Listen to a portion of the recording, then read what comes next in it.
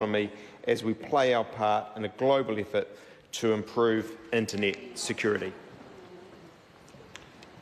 Question number 9, Eugenie Sage.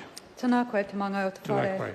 My question is to the Minister for the Environment and asks, should New Zealanders get a say over whether a private company can extract glacial water flowing out of a national park in the heart of southwest New Zealand, Te Wāhi Pounamu World Heritage Area?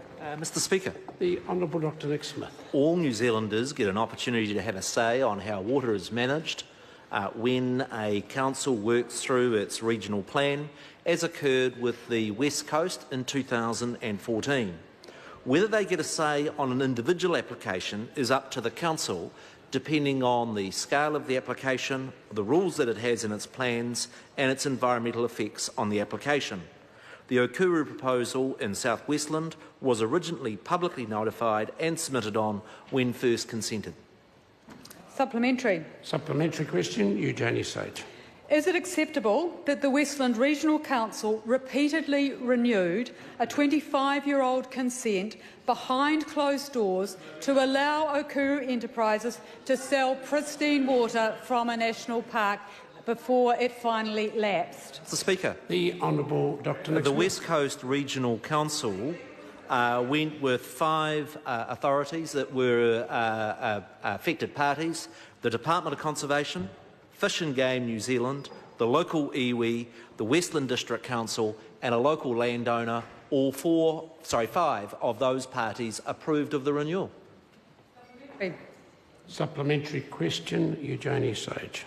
Is he saying that New Zealanders have no right to have a say on water exports, even where the water comes from one of our national parks and where it's being taken in such large quantities that it's not being put in bottled but it's being pumped into ships? Mr Speaker. The Honourable Dr Nick Smith. Mr Speaker, every New Zealander had an opportunity when the West Coast Regional Council publicly notified its water plan to have a say, and given that this application has been sitting around for about 20 years and unused, there was ample opportunity for the member or anybody else to be able to submit to the Regional Council that there should be limits or some special process around such applications.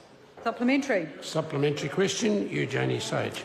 When over 16,000 New Zealanders signed a petition opposing giving away our water, how is it okay for the Regional Council not to tell anyone about this plan to take billions of litres of water from our national park? Mr Speaker. The Honourable Dr Nick Smith. Mr Speaker, I remind the member that New Zealand uses only 2% of its freshwater resources. I further remind the member that the government does not support a ban on the export of water, which last year was only 8 million litres, a very, very small fraction of the amount of water that is extracted in New Zealand. Supplementary. Supplementary question, Eugenie Sage. Does he accept that his proposed changes to the RMA, as our major environmental law, will make it even harder for the public to have a say on projects like this bulk water export being given away for free? Mr Speaker. The Honourable Dr Nick Smith. Quite the opposite. The Resource Management Law Reform Bill before Parliament will improve the way our freshwater is managed. A very simple area. Most people in this Parliament would welcome stock being fenced from our waterways, and I would invite those parties that are genuinely concerned about water quality to support that bill so that national requirement can come in place.